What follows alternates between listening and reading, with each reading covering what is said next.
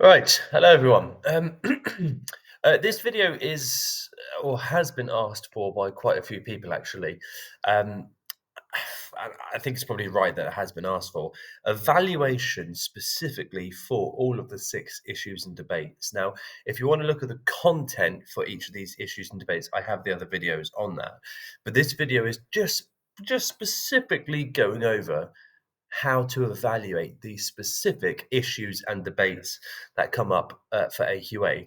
Now, there are six bullet points. I will go through the evaluations relatively quickly, and there's a couple of model answers in there as well. Personally, I always tell my students not to revise evaluations. Um, it triples your revision. You're not likely going to remember them because your revision is too spread out. What I need my students to do is to be really hot on their AO1, to know the theories to a deep level. But in the exam, with that good extensive knowledge, be able to think of 3 to 4 evaluations for a 16 marker off the top of their head. Now, tell them not to revise, but if there was one evaluation there was one set of evaluations that they did need to revise, it would be issues and debates. So the choice is yours, really. I think these evaluations are too specific to think off the top of your head. So if you were, like I say, if you were going to revise any evaluations, I would make it solely issues and debates. I'm going to start off by looking at ethical implications, or rather the evaluations for this. So I'm not going to go through the content.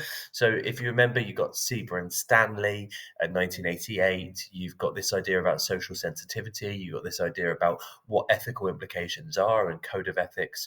But in terms of evaluations, what are the pros? What are the cons to doing socially sensitive pieces of research? And I've come up with three. The first one here is that actually the benefits to conducting this socially sensitive research may outweigh the costs. So, yes, you've offended, I don't know, a small subset of the population. Yes, you've offended some religious people. Yes, you've offended women. But at the end of the day, it could be argued that it is the job of psychology to shine light on these sensitive areas, and you don't want any just because it offends people doesn't make it not true. And this is the key bit I'd want you to evaluate here. The key bit is by identifying, certain deficiencies and in certain subsets, we can then put interventions in. For example, if we did find, and we never do, by the way, but if we did find that women were less intelligent than men, yes, that's offensive. Yes, it offends half the population. Yes, it may even prevent women from becoming CEOs. But it allows us to then put interventions in within education to be able to teach women. Maybe we're favouring males somehow. So sometimes conducting offensive pieces of research is actually more beneficial than unhelpful. However, obviously, it may damage the reputation of psychology as a science. Science might view psychology as quite antagonistic, quite confrontational, quite provocative, controversial. Um, if it continually causes divisions and stereotypes and stuff like that. So there is that separate evaluation I do want to go through, and I kind of want you to evaluate using almost like an example, really, in that unethical research instigates a wealth of interest within a research field.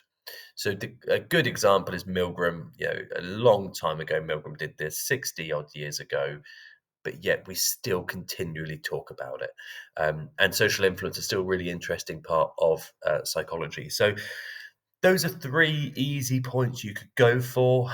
Um, uh, I suppose in that first one up there, they're technically two different ones, so you could eke that out for a fourth one.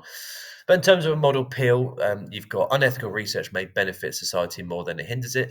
A point, short, sharp, to the point. I need a bit of evidence here. Now, here's the beautiful thing, by the way, about issues and debates. You can bring in evidence from literally anywhere. In this case, I've given examples of intelligence, not even something we look at. For example, the identification of intelligence differences between the sexes may elicit more focus on intervention techniques, which bring the lower intelligence group up to equality.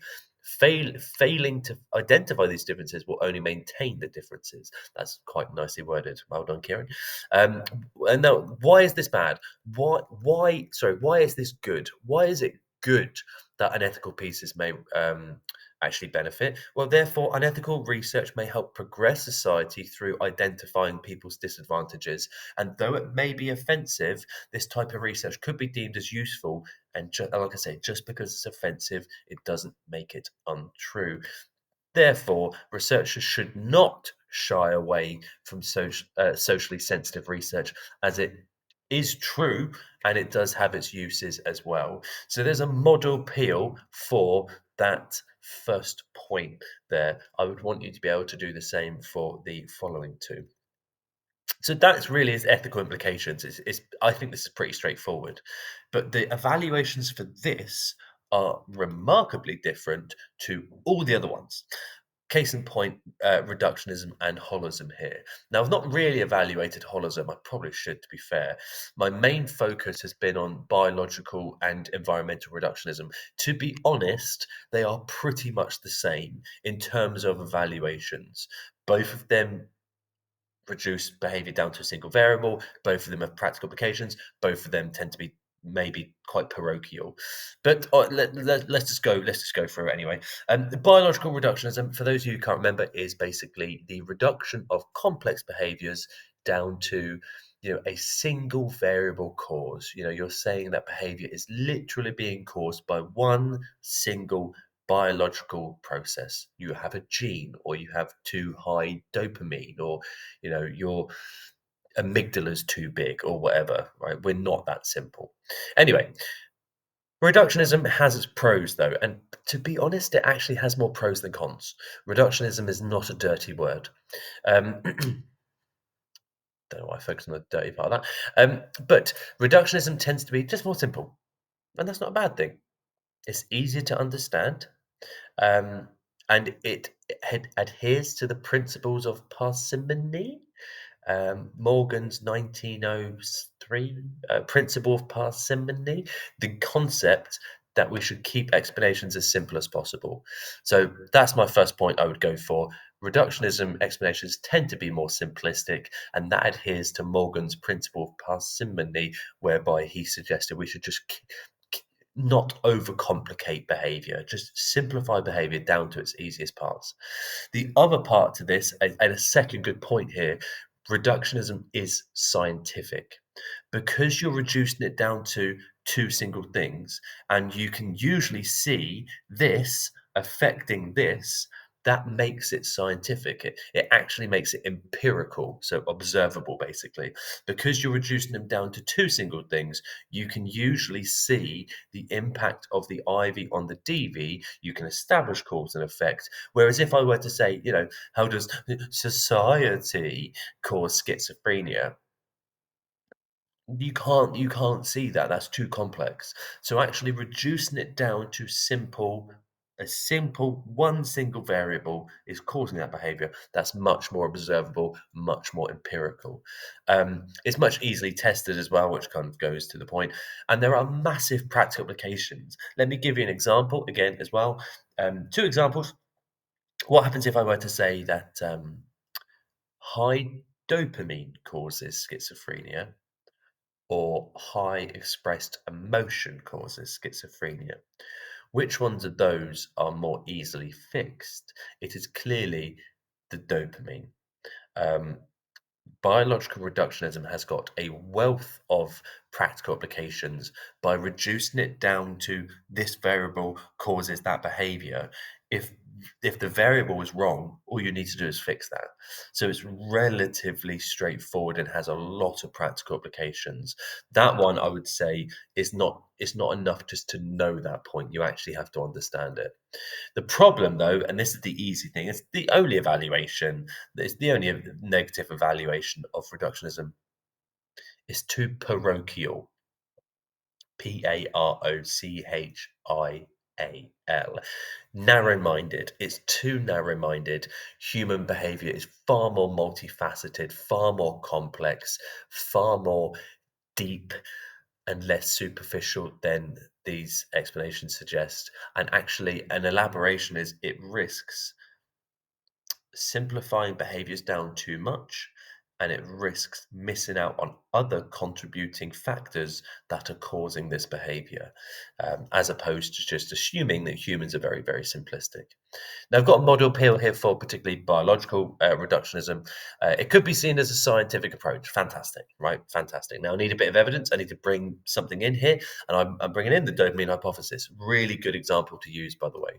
For example, the dopamine hypothesis of schizophrenia involves clearly seeing the effect of excess dopamine receptors on the potential onset schizophrenia. This molecular observation is falsifiable and observable, both of which are key characteristics of science. But why is that important? Who gives a tin crap that biological reductionism could be seen as scientific? Why is this important? Well, to elaborate, the fact that biologically reductionist approaches are scientific in turn raises the trust placed into theories that take this approach because they're more scientific and less vulnerable to subjective, opinionated theories, maybe. Therefore, it could be argued that reductionist approaches are steeped in scientific thinking and are therefore more trustworthy than more holistic approaches such as cultural explanations or sociological explanations, so on and so forth. Now, I do have a few things for here for environmental, but to be honest, that's relatively straightforward. I do, however, want to go through how you would elaborate on criticizing reductionist approaches for being simplistic. So here I've gone for environmental reductionist approaches take an excessively simplistic perspective. What's my evidence? Phobias. For example, the concept that phobias are caused primarily by traumatic experience fails to take into account any cognitive processes which may account for why individuals who experience trauma go on to avoid a phobia. It's unlikely that the process of phobia acquisition is actually this simple. And then I've got this idea about saying it is too parochial, it's single faceted, and as a result, it lacks an explanatory power, all whilst talking about phobias. Nature nurture. So almost halfway through. Evaluating nature nurture, the first thing that springs to mind here is it still a relevant theory, a debate? Is it still a relevant debate? Nobody really believes in nature versus nurture anymore. That's got to be your first point. Nobody really believes it. There's too much evidence for nature. There's too much evidence for nurture. You cannot realistically take an extremist argument anymore. Nowadays, and this is your evaluation, the debate has moved on. It's no longer nature versus nurture, but it's nature and nurture. The difficulty now is establishing to what extent is it nature, to what extent is it nurture. There's no real debate that one of these is correct and the other one is wrong. So that is your first point. The argument has evolved from its original origins, right? It, it's It's no longer nature or nurture. It is nature and nurture, but to what extent? A really obvious point you go for here as well is there is absolutely mass support on both sides of this debate and then give that evidence. So an easy one would be Bandura for the nurture argument. Children learned, they were nurtured into their aggression by watching the aggressive or non-aggressive role models. And Gottsman is a good example about how there is clear biological impacts and influences on schizophrenia in terms of genetics. So it's moved on. It's got mass support. You want to talk about interactionism possibly ending the debate. So, and bring in maybe Plumin's niche picking or epigenetics can be used here. That would be a good, that would be a good third point. You've also got this idea about, and this is, you need to argue this, social sensitivity. Now, I don't like using debates or issues to evaluate issues and debates. But this one is quite clear, quite obvious. Nature is quite offensive. It's quite offensive. Nurture can still be very offensive. Schizophrenic mother, family dysfunction, expressed emotion, for example. But I would argue all of those can be easily changed. You can fix your family. You can fix your expressed emotion. You can go to family therapy. You cannot change your genes. So if you are told that you're going to get schizophrenia or addiction or depression because you have that gene, that's quite offensive because it completely takes away your free will.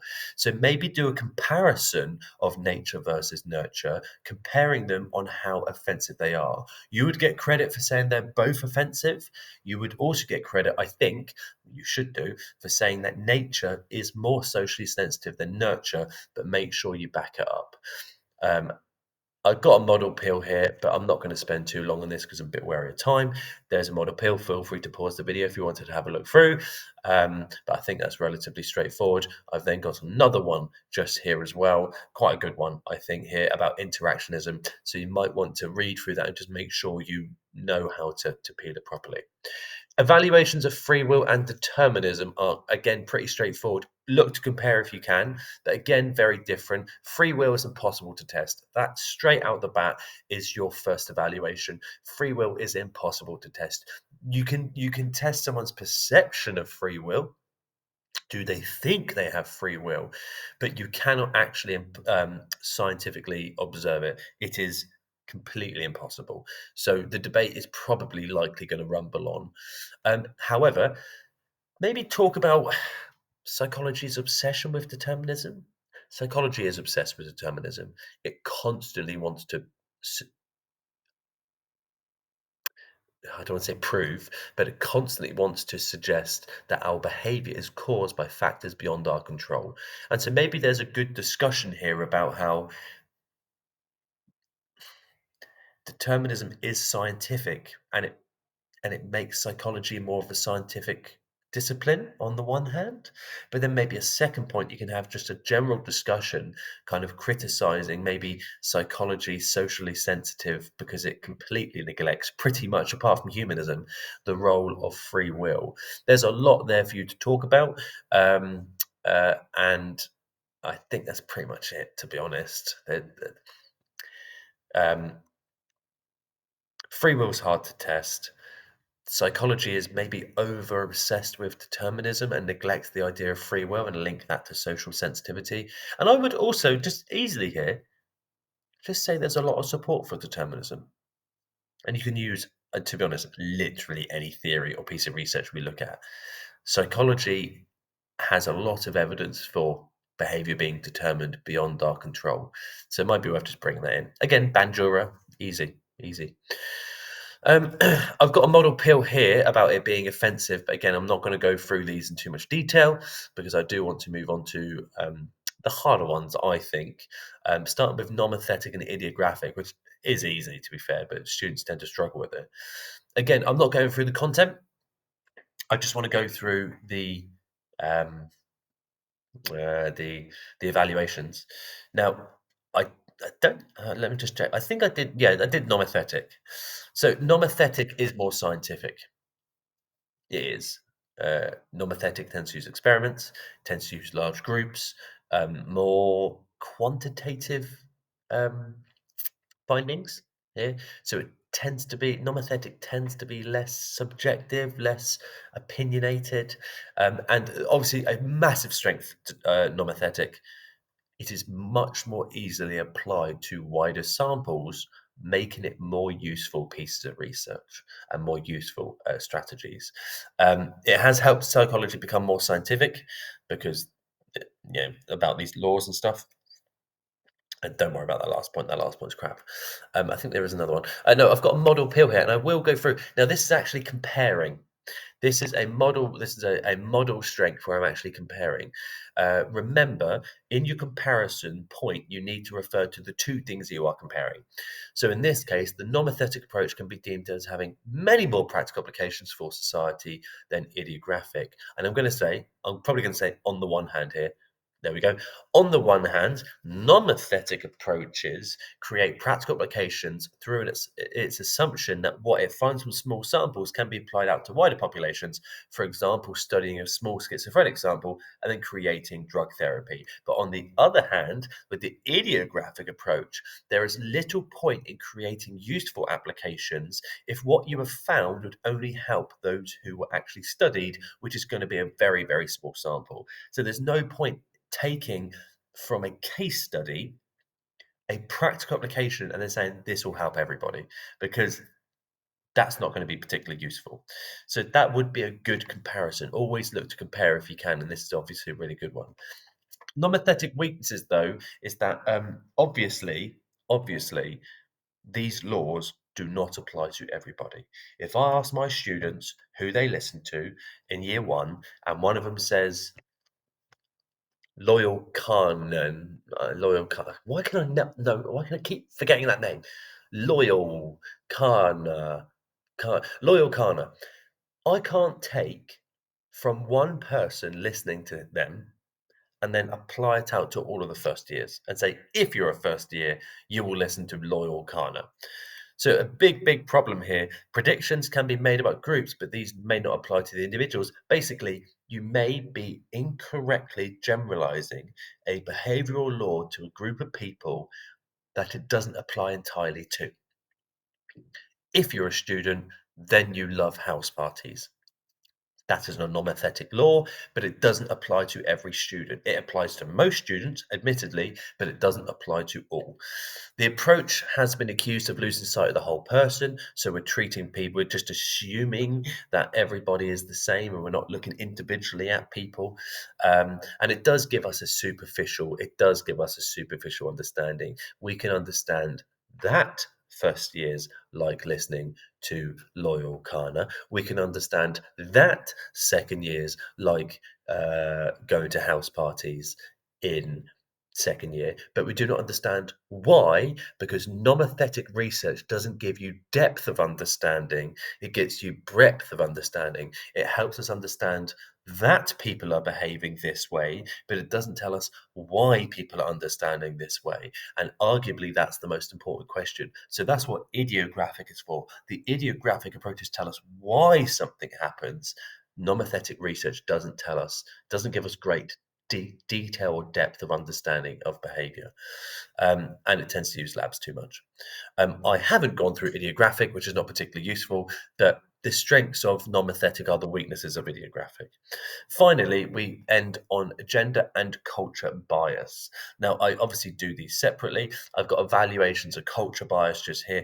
To be honest, it's a difficult one, gender and culture bias. AQA know this. Gender and culture biases are issues, they're not debates. There is absolutely no debate that culture biases are a bad thing, right? It is an issue in psychology research, not a debate. So there's not really any advantages, to be honest. Um, but evaluating culture bias, not all behaviors have to take culture into account. So culture bias doesn't apply to all behaviors. So there's something called universal behaviors that are literally something that every single human on this rock floating through space does. Fight or flight is a good example. Breathing is a good example, although a shit one. But emotionality is a good example. So culture doesn't always need to be taken into account. And that's not a strength. That's not a weakness. It's just a discussion point. But it would be AO3. However, you do need to be able to outline the significant impact of that culture biases has had. It might be worth talking about Yerkes's research into intelligence in World War One, in which he said that African American people were significantly lower in their intelligence, and that led to loads of people being denied promotion, and they were, a lot of them were killed because they couldn't get promoted. Um, so it does have, you need to understand the real world effects, and there is Smith and Bond is quite a good piece of research. I'm not going to go through it in too much detail, but it is evidence of culture bias. Most research is done by white Westerners who then think that their culture is the norm and that, oh, this is how British people do it. And if it's different, then it's abnormal. that has major implications for prejudice, for social division, for baseline racism. So there are big issues with us doing all the research and then assuming that white British behavior, white American behavior is the norm. But the final point for culture bias, and I think this is a really good one to go for, you cannot separate yourself from your gender or your culture. So this is also a gender bias as well. It's impossible for you to go into a different culture and view it purely in the context of what you are seeing. If I went to a tribe in Western Africa, Western Sahara, for example, if I went to a tribe and just observed them, it's impossible for me to completely separate myself from my British upbringing, my British culture. It's impossible to. So, again, not a strength, not necessarily a weakness, but just a discussion point. Um, Definitely worth considering in your AO3s. Now, I've got a model peel here, but I'm not going to go through it in too much detail because I can hear someone hoovering down the corridor and I think they're going to disturb me in a minute. But I do want to talk here about, finally, gender bias. Now, you need to know alpha bias and beta bias, and importantly, the consequences of them both. Alpha bias is when you say men and women are different. That's the theory, alpha bias, men and women are different. It creates stereotypes, it creates prejudices. For example, if you're saying that men just want to sleep around to plant their seed, evolutionary explanations for partner preferences in relationships, and women just want to be with one person because you have to protect the egg, they're selective. What happens if you get a female that wants to sleep around, which is her right? Um, this theory goes, well, no, no, no, and leads to all names under the sun, which is bullshit. Um, so saying men and women may be true, men and women are different, but it's also alpha bias because it potentially creates socially sensitive research. You need to know the consequences of beta bias as well, which is what most of your theories are. Beta bias is a harder one to go for, to be fair, but agentic state, the concept that we diffuse our responsibility up to an authority figure, um, and we don't take any personal responsibility, we lose our personal agency. Nowhere in that theory does it say anything about men and women, male and female differences. Fine. So it's beta bias. The problem is that theory, there probably are differences between men and women in terms of their obedience. Sheridan and King told us that when women shocked the bejesusing hell out of little cute puppies until they died, and then even after that, and men were like, no thanks. So the theory probably is beta bias, meaning that the theory is probably only accurate for one of the sexes. If the theory is saying this is why we behave and men and women are different, the theory cannot be right for both sexes. So with beta bias, it becomes an issue of not offensiveness like alpha bias. With beta bias, it becomes an issue of validity. Is it correct? If if the theory is saying the behavior is the same from men and women, but chances are it's not, that theory is wrong at least 50% of the time. So you need to be able to elaborate on this as well. In terms of a specific point, I think this is quite a good one here for gender. Again, not going to spend any more time going on this. And I do have another one here in terms of using this outside, and kind of what I was just talking about actually, beta bias. The agentic state can be considered to neglect potential sex differences. This is if you were evaluating agentic state. Um, yeah, so there's that there. And that's it, to be honest. That's it. Evaluations of issues and debates. You are absolutely going to have to do it. They are very hard to come up with generic evaluations. All of the evaluations I've just gone over very quickly are very specific to each debate. So if you're going to learn evaluations for any of the topics, make it issues and debates. As always, I hope this is useful. And yeah, hope you actually get something from it.